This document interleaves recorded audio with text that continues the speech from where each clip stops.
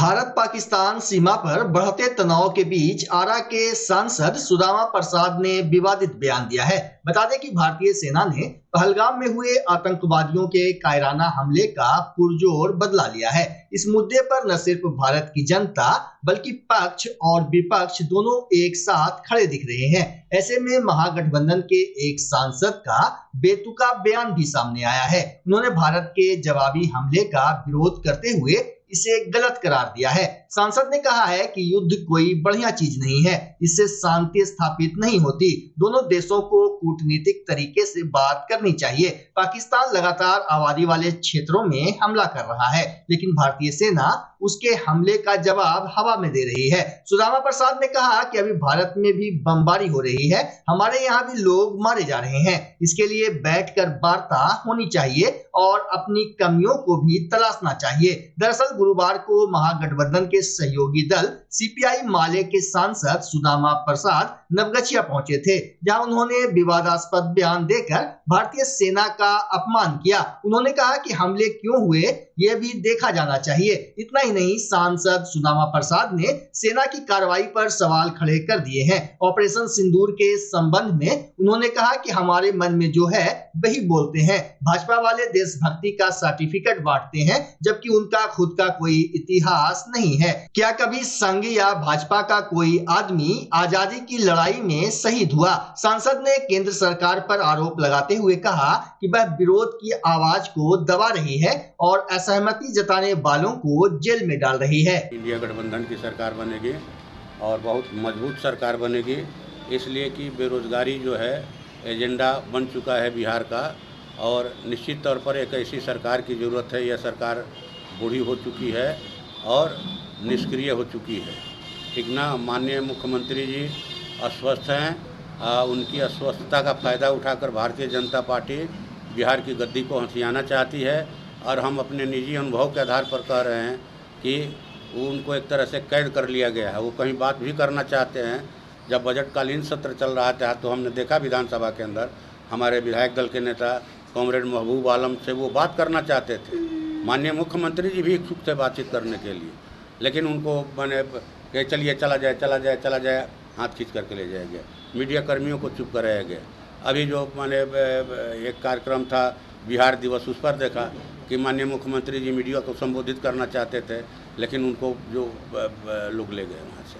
तो कहने का मतलब है कि बीजेपी जो है वो हाईजैक करना चाहती है। बीजेपी चुनाव के बाद जिस तरह से माने उड़ीसा में बीजू पटनायक के बेटे जो नवीन पटनायक जी हैं, माननीय नवीन पटनायक जी का हाल हुआ, दूध की मक्खी की तरह निकाल करके फेंक दिया। महाराष्ट्र में एकनाथ शिंदे को निकाल करके फेंक दिया। उसी तरह से माननीय मुख्यमंत्री जी के साथ ये लोग नीतीश जी के साथ करने वाले हैं। ये मेरा निजी अनुभव है। ये जिसको भी जिस क्षेत्रीय दल को गला लगाते हैं, ठीक ना, इनका आलिंगन जो है धृष्टराष्ट्र का आलिंगन है, चकनाचूर कर देते हैं। चकनाचूर होना है तो हम तो यही कहेंगे कि बीजेपी बुरी तरह से मात खाएगी, इसलिए कि अब यहाँ का समाज नया नेतृत्व चाह रहा है और नई सरकार चाह रहा है। 20 साल बहुत, कितना दिन आप सरकार चलाइएगा? हाँ, चारों तरफ भ्रष्टाचार का बोलबाला है। हाँ, छात्र युवाओं से लेकर माने जो भी आंदोलनकारी सड़क पर आ रहे हैं, दौड़ा दौड़ करके उनको लाठी से पीट रहे हैं। ठीक ना, कोई भी परीक्षा इनका बिना पेपर लिख के पूरा नहीं होता। हाँ, व्यवसायियों के जो माने जीवन जो है उनके अपराधियों के रहम पर छोड़ दिया गया है। तो ये सरकार कितने दिन चलेगी? इसलिए इस सरकार को जाना है और महागठबंधन की सरकार, इंडिया गठबंधन की सरकार बहुमत के साथ बनेगी, ये हम लोग उम्मीद करते हैं। बिहार पुलिस मुख्यालय ने पीटीसी से पास करीब 1000 सिपाहियों को सहायक अवर निरीक्षक यानी एएसआई के पद पर प्रोन्नति दी है। इसी क्रम में पुलिस ट्रेनिंग कॉलेज से पास भागलपुर जिला बल के 29 पीटीसी सिपाहियों को पुलिस सहायक अवर निरीक्षक के पद पर प्रोन्नत किया गया।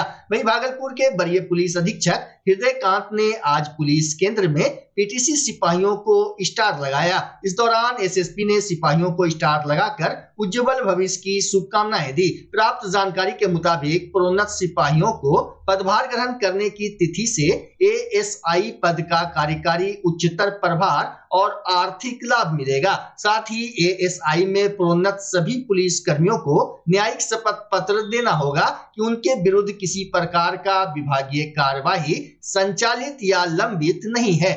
किसी भी पदाधिकारी के विरुद्ध विभागीय कार्रवाई, निलंबन, सजा या निगरानी, फौजदारी, आपराधिक मामला लंबित होने पर उनको कार्यकारी प्रभार दे नहीं होगा।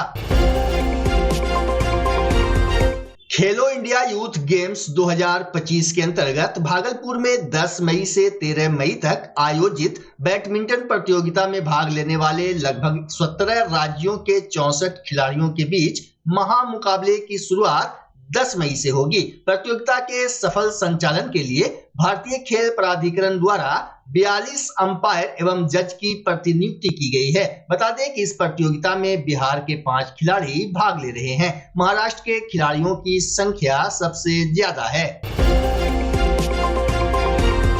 Indian chemical society Bhagalpur chapter की ओर से आयोजित अंतर्राष्ट्रीय सेमिनार की शुरुआत आज से हो गई। 2 दिवसीय सेमिनार का आयोजन पीजी केमिस्ट्री एवं फिजिक्स डिपार्टमेंट में हो रहा है। अंतर्राष्ट्रीय सेमिनार का विषय chemistry for a better tomorrow है, जो विज्ञान एवं तकनीकी मंत्रालय, भारत सरकार, Bihar council science technology, ACT Mumbai एवं रॉयल सोसाइटी ऑफ केमिस्ट्री द्वारा प्रायोजित है। वहीं 2 दिवसीय सेमिनार का उद्घाटन शुक्रवार को तिलकामाझी भागलपुर विश्वविद्यालय के कुलपति प्रोफेसर जवाहरलाल और आगत अतिथियों ने संयुक्त रूप से किया। इस दौरान मंच पर उपस्थित professor DC Mukherjee, professor Sudeep Kumar Das, संयोजक doctor Ashok Kumar Jha, professor Kamal Prasad, doctor Ravindra Kumar, doctor Usha Sharma और डॉक्टर गरिमा त्रिपाठी ने संयुक्त रूप से एब्स्ट्रैक्ट बुक रिलीज किया। सेमिनार के संयोजक डॉक्टर अशोक कुमार झा ने बताया कि सेमिनार में मॉलिक्यूलर इकोनॉमी, ग्रीन ऊर्जा, drug discovery, computational chemistry, spectroscopy, nano medicine, जलवायु परिवर्तन, सॉलिड स्टेट केमिस्ट्री पर विशेष रूप से चर्चा होगी। वहीं टीएमयू के कुलपति प्रोफेसर जवाहरलाल ने कहा कि वर्तमान समय में सभी जगह केमिस्ट्री है। इसका मतलब है कि रसायन विज्ञान हमारे दैनिक जीवन के हर पहलू से जुड़ा हुआ है, चाहे वह खाना बनाना हो, लड़ाकू विमान से वार करना हो, दवाइयां लेनी हो या कपड़े पहनना हो। रसायन विज्ञान की विभिन्न शाखाएं हमें पदार्थ की संरचना, गुणों और प्रतिक्रियाओं को समझने में मदद करती है। साथ ही कुलपति ने कहा कि विश्वविद्यालय में केमिस्ट्री के रिसर्च को बढ़ावा दिया जाएगा। इस अवसर पर doctor Anilkant Jha, doctor Rajkamal Sahu, doctor Bindeshwari Singh, doctor AN Sahay, doctor Maheshwar Prasad Shah, doctor Nishant Singh, doctor Badrinath Jha समेत विभाग के सभी शिक्षक, कर्मी, शोधार्थी और काफी संख्या में स्टूडेंट्स मौजूद थे। जो है इस दिवस पर एक सेमिनार रखा गया है, केमिस्ट्री फॉर बेटर टुमारो, माने भविष्य के लिए केमिस्ट्री का क्या महत्व है, रसायन का क्या महत्व। आप जानते हैं जिस प्रकार विभिन्न प्रकार के विज्ञान हैं, फिजिक्स है, मैथ है ना, बायोलॉजी है, उसी प्रकार का केमिस्ट्री एक सब्जेक्ट है जो पढ़ाई होती है। लेकिन इसका भविष्य क्या है? तो जब हम भविष्य की बात करते हैं तो सबसे पहले उसकी आवश्यकता को देखते हैं कि उसकी आवश्यकता कहाँ है। अगर हम ये बात करें कि केमिस्ट्री की आवश्यकता मतलब सिर्फ कृषि और उद्योग के क्षेत्र में ही नहीं है, बल्कि केमिस्ट्री की आवश्यकता जीवन के प्रत्येक क्षेत्र में। आपको मैं बताऊं कि कोई भी व्यक्ति जब आप शौच करने के बाद में प्रतिदिन की जो क्रिया जो प्रारंभ करते हैं सुबह में, टूथपेस्ट में केमिकल्स होता है, वहाँ उसका इम्पोर्टेंस, साबुन और शैम्पू जिससे स्नान करते हैं उसमें भी मतलब केमिस्ट्री की उपयोगिता है। जो आप कपड़े पहनते हैं, जो मैं पहने हुए हूँ, जो कलरफुल कपड़े, उसमें डाई का प्रयोग होता है ना। आपका जो खान पान है सभी जगह रसायन का प्रयोग किया जाता है, खासकर फास्ट फूड और पैकेट फूड में प्रयोग किया जाता है। यहाँ तक कि आपका बूट पॉलिश जूता के लिए जो पॉलिश होता है उसमें केमिकल्स होते हैं, महिलाओं के लिए लिपस्टिक ले लीजिए उसमें केमिकल्स हैं, आपका बाल का डाई करना है उसमें केमिकल्स। तो मानव जीवन जो है ना पूरा केमिकल से भरा है। खान पान के अलावे रहन सहन, अन्य उद्योग, व्यापार, कृषि, ये सभी चीजें जो है ना केमिस्ट्री के फंडा पर निर्भर है। केमिस्ट्री उसके लिए उपयोगी है सभी क्षेत्रों में विकास के लिए। और यहाँ तक कि आप देख लीजिए कि आज भी हम लोग बातचीत में करते हैं कि आपकी कैसी केमिस्ट्री है अपने दोस्त के साथ, अपनी पत्नी के साथ या अपने देश के साथ। आज हमारे देश का केमिस्ट्री पाकिस्तान से खराब हो गया, दैट मीन संबंध खराब हुए। तो लड़ाई के जितने भी अस्त्र शस्त्र हैं उसमें भी केमिस्ट्री है। जो जहाज उड़ने में जो उड़ता है लड़ाकू जहाज, उसमें भी हाइड्रोजन गैस और बहुत सारी चीज़ों का प्रयोग किया जाता है। जिस गाड़ी से आप चलते हैं या जो फ्यूल का प्रयोग किया जाता है वह केमिस्ट्री का हिस्सा है। तो मैं ये कहना चाहता हूँ कि उद्योग, व्यापार हो, कृषि हो, रोजगार हो, चाहे कोई भी चीज़ हो, खान पान हो, रहन सहन हो, हर जगह केमिस्ट्री है। जैसे हम लोग कहते हैं ना, रामायण में कहा गया है कि हम में, तुम में, खड़क खम्भ में, सब में व्यापत राम।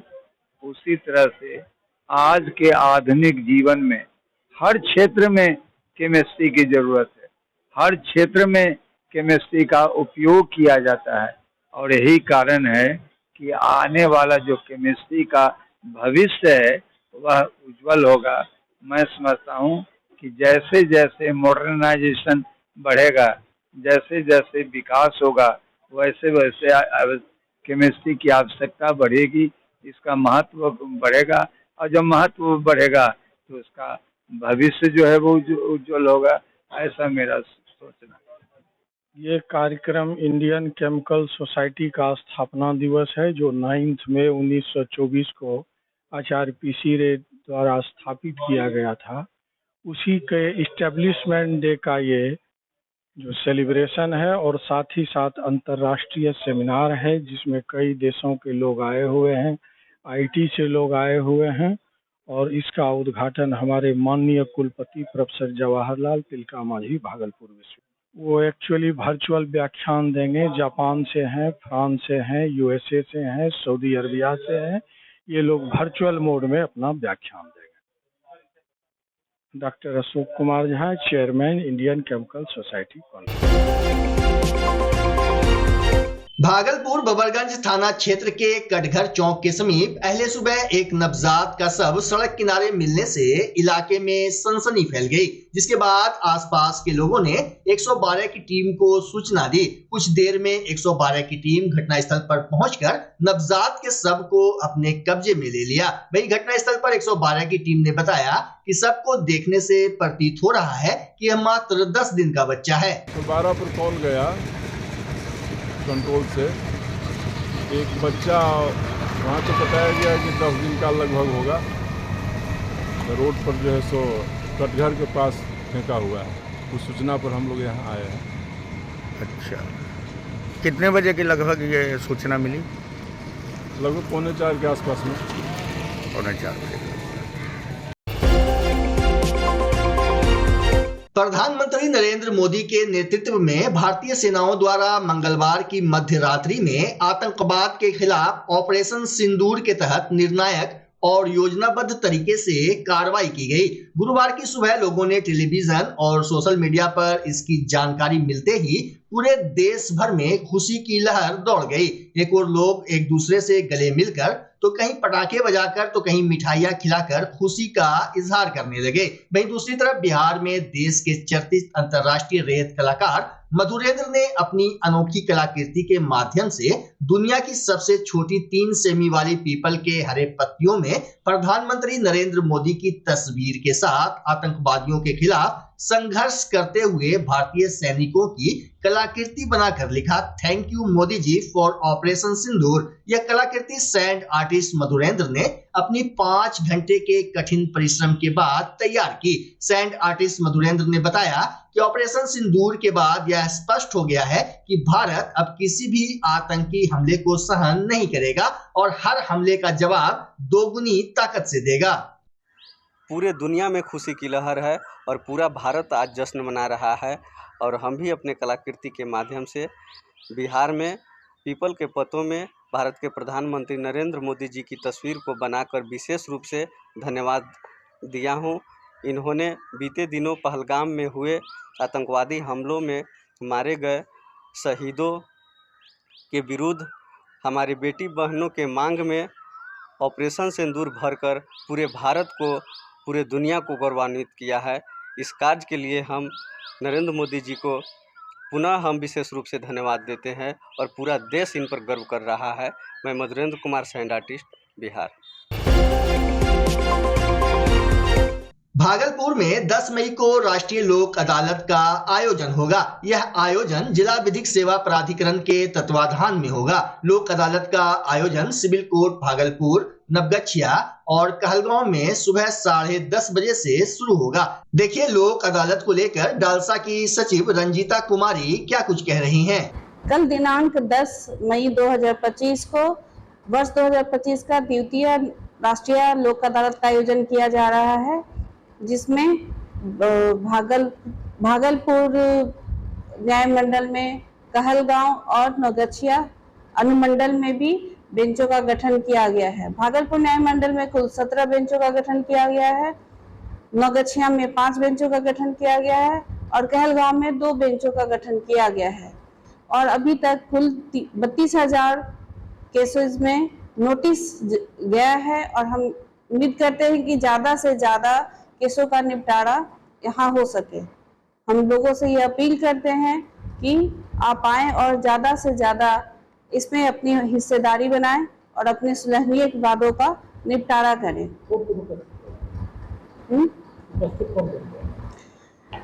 कल दिनांक 10/5/2025 को सुबह में 10 बजे राष्ट्रीय लोक अदालत का उद्घाटन किया जाएगा। भागलपुर न्यायालय परिसर में उद्घाटन किया जाएगा, जिसमें सभी गणमान्य अतिथिगण उपस्थित होंगे, जिसमें प्रधान जिला एवं सत्र न्यायाधीश, जिलाधिकारी महोदय, एसपी भागलपुर, बार के अध्यक्ष महोदय और अन्य सभी न्यायिक पदाधिकारीगण सहित सभी विधिक सहायता के सभी अधिवक्ता, पैनल अधिवक्ता और अन्य सभी। क्या अपील रहेगी लोगों से? यह अपील है कि वो ज़्यादा से ज़्यादा संख्या में आए और इस राष्ट्रीय लोक अदालत को सफल बनाएं और अपना योगदान दें और अपने सुलहनीय वादों को यहाँ आकर खत्म करें। बिहार के नेता प्रतिपक्ष तेजस्वी यादव गुरुवार को नवगछिया पहुंचे, जहां उन्होंने किराना व्यवसायी विनय कुमार गुप्ता की हत्या पर शोक संतप्त परिवार से मुलाकात की।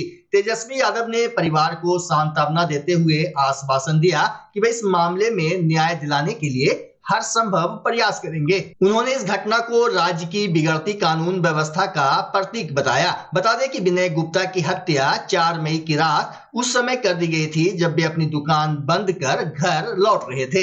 इस निर्मम हत्या से पूरे इलाके में आक्रोश फैल गया है। पीड़ित परिवार का कहना है कि विनय की किसी से कोई दुश्मनी नहीं थी, फिर भी उन्हें बेवजह निशाना बनाया गया। तेजस्वी यादव ने मीडिया से बात करते हुए कहा कि यह घटना न सिर्फ दुर्भाग्यपूर्ण है बल्कि नीतीश सरकार की असफल प्रशासनिक व्यवस्था का प्रमाण भी है। एक मेहनती व्यवसायी को खुलेआम गोली मार दी जाती है और सरकार मूक दर्शक बनी रहती है।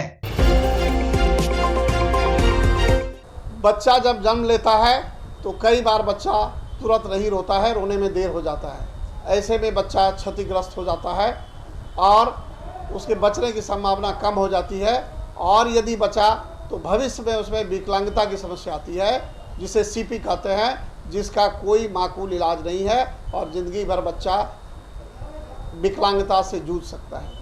ऐसे में पूरे संसार में कूलिंग थेरेपी का सहारा लिया जाता है।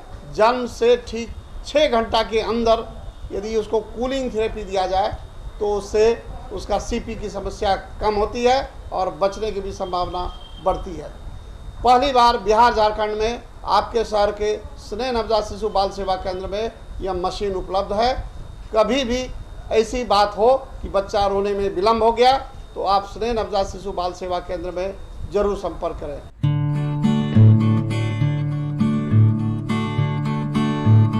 घर शिफ्ट करना हो या ऑफिस रीलोकेट करना हो, मेक माई शिफ्ट के साथ अपने सामान को सुरक्षित पहुंचाइए कहीं भी कभी भी। मेक माई शिफ्ट देते हैं residential and office relocation, long distance relocation, heavy machine shifting, packing and moving, international and intercity moving, car transportation जैसी ढेरों best services. Make my shift packers and movers. For bookings call 8298-181-018 या log on करें www.makemyshift.in।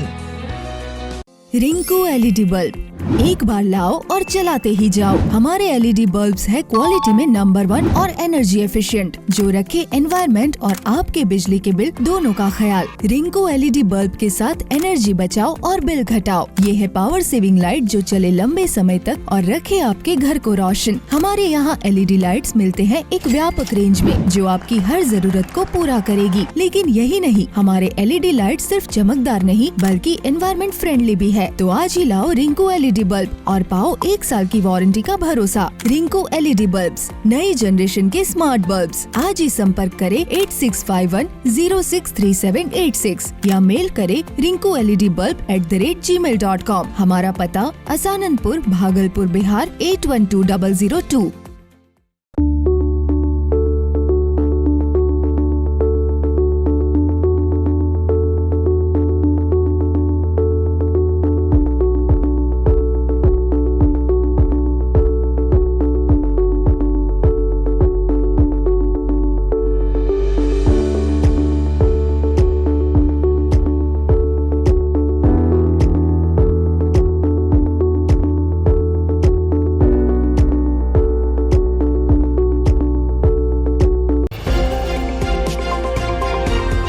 Bhagalpur जिला प्रशासन के निर्देश पर सबौर अंचल अधिकारी के नेतृत्व में गुरुवार को अलीनगर गांव के वार्ड संख्या 5 में अतिक्रमण हटाओ अभियान चलाया गया। अतिक्रमण हटाओ अभियान में राजस्व विभाग, पुलिस बल और स्थानीय प्रशासन के अधिकारी मौजूद थे। यह अभियान अलीनगर के उस क्षेत्र में चलाया गया जो लंबे समय से अतिक्रमण की समस्या से ग्रसित था, जिससे न केवल आमजन को परेशानी हो रही थी बल्कि सरकारी योजनाओं के क्रियान्वयन में भी बाधा उत्पन्न हो रही थी। दरअसल पिछले कई महीनों से अलीनगर के वार्ड संख्या 5 में सरकारी भूमि पर अवैध निर्माण और अतिक्रमण की शिकायत मिल रही थी। ग्रामीणों की ओर से बार बार इसकी शिकायत अंचल कार्यालय में की जा रही थी, जिसमें बताया गया था कि सार्वजनिक रास्तों, नदी किनारे की भूमि और सामुदायिक उपयोग की जमीन पर निजी कब्जा कर लिया गया है। इससे न केवल आवागमन में समस्या उत्पन्न हो रही थी बल्कि कई सामाजिक कार्यक्रमों और विकास योजनाओं में भी बाधा उत्पन्न हो रही थी। वहीं सबौर के अंचल अधिकारी सौरभ कुमार ने मामले को गंभीरता से लिया, जिसके बाद सरकारी भूमि से अवैध कब्जा हटाया गया। आदमी से हमारी जगह नहीं कहूँ रही कहूँ रहे छेबो करे जगह तो पानी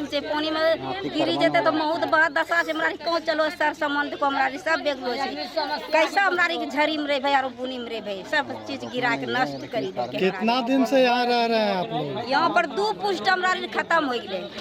यह 6 कटा सरकारी जमीनों पर छियै, अपनो जमीन नहीं है तो सरकारी पर हमरा से रही रहो छियै। लोग को तो मेरा जितना गोतिया यहाँ से वो बगल तक था सबका टूट गया, यादव मंडल सबका। कितना घर लमसम कितना? 43 घर।